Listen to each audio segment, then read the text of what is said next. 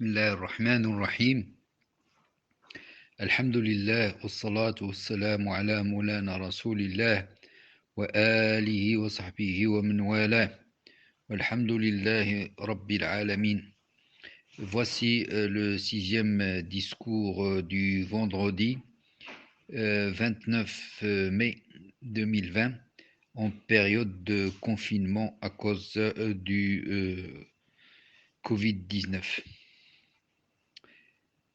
Hier, on attendait le Ramadan. Nous l'avons vécu avec tout ce qu'il offre en instant de pureté spirituelle, ce qu'il revivifie l'âme et l'élève vers les sommets de la paix et de la sérénité. Puis Ramadan est parti, et ainsi va la vie. Naissance, jeunesse, vieillesse, mort.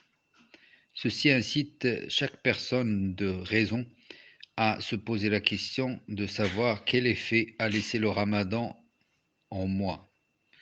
Et la réponse divise les gens en deux groupes.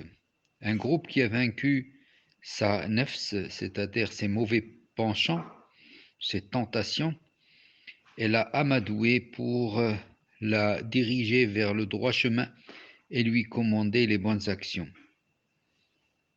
Un autre groupe, un deuxième groupe, a été vaincu par sa nafs, c'est-à-dire ses tentations, ses mauvais penchants, et s'est laissé emporter par ses vices et ses turpitudes. Le vrai croyant est celui qui a profité du Ramadan, de ses bienfaits, par la lecture du Coran, le qiyam, le dhikr, c'est-à-dire l'invocation, le dua, la patience, la générosité. Le vrai croyant est celui qui se sent prisonnier sur cette terre et espère la délivrance le jour dernier. Le prophète sallallahu alayhi wa sallam dit: la vie terrestre est la prison du croyant et le paradis de l'athée. Il est de notre devoir de nous échapper des tentations de ce monde et des pièges d'Iblis et de libérer notre âme afin qu'elle se consacre uniquement à son Créateur. Notre espoir est qu'Allah accepte nos œuvres et qu'elles ne soient pas vaines le jour du jugement dernier. Et pour ce faire, il est indispensable de poursuivre nos bonnes actions au-delà du mois de Ramadan. Ce Ramadan qui est un tremplin pour nous projeter vers la voie des bonnes actions et de la droiture. Le prophète sallallahu alayhi wa sallam dit: toute ma communauté entre au paradis sauf celui qui refuse. On lui dit: mais qui refuserait? Il dit: celui qui m'obéit entre au paradis. Celui qui me désobéit, c'est celui qui refuse. Celui qui consacre les bonnes actions, celui qui consacre Ramadan pour les bonnes actions et les autres mois de l'année à la désobéissance et à la turpitude, se prive de la grâce d'Allah et de sa miséricorde. Allah dit: dis, si vous aimez Allah, suivez-moi et Allah vous aimera et vous pardonnera vos péchés. Le droit d'Allah sur ses créatures est de l'adorer sans rien lui associer. Et pour leur faciliter la tâche, il ne leur a rien imposé de ce qu'ils ne peuvent pas accomplir. Allah dit: Allah ne charge une personne que de ce qu'elle peut. Et dans la même sourate Al-Baqarah, Allah veut l'aisance pour vous et ne veut point la difficulté. Le prophète sallallahu alayhi wa sallam dit: prenez de la charge ce que vous pouvez supporter. Bien entendu, les devoirs de base tels les cinq prières, le Ramadan, la zakat, sont un minimum exigible. Ce sont les actions facultatives dont on parle qui rentrent sous la règle de la non-contrainte. Un corollaire indispensable à l'action est la sincérité. Le prophète sallallahu alayhi wa sallam dit à Mu'adh: sois sincère dans tes actions et une quantité modeste te suffira.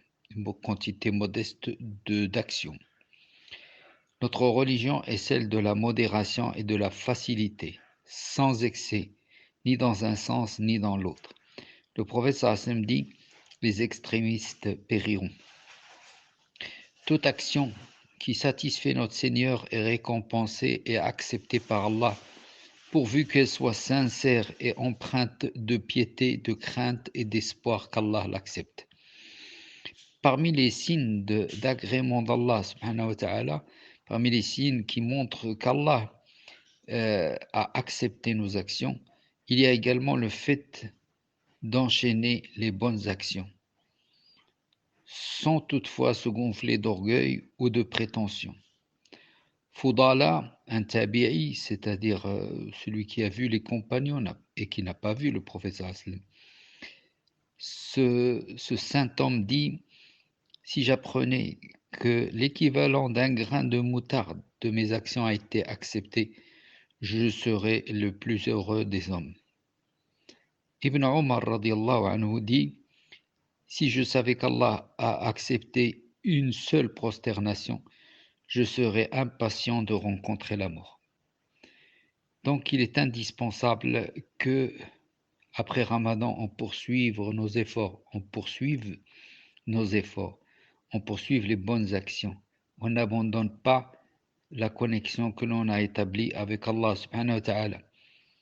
Et que le même enthousiasme pendant le Ramadan nous anime pendant tous les autres mois de l'année.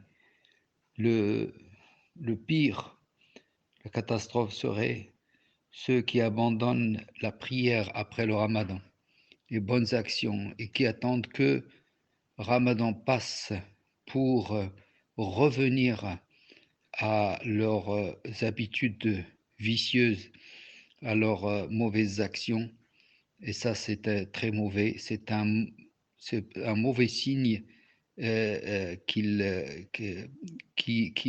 apparaît dans leur vie et qui montre que ce sont simplement des adorateurs de Ramadan et pas les adorateurs d'Allah subhanahu wa ta'ala.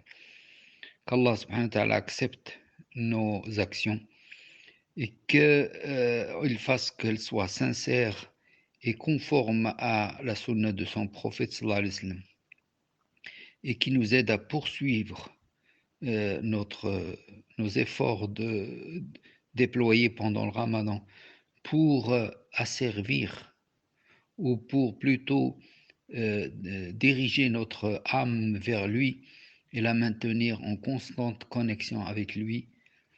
Jazakumullahu khairan wa ghafarallahu lana wa lakum wa taqabbalallahu minna minkum wa kullu amin wa antum bi khair. Wassalamu alaykum wa rahmatullahi wa barakatuh.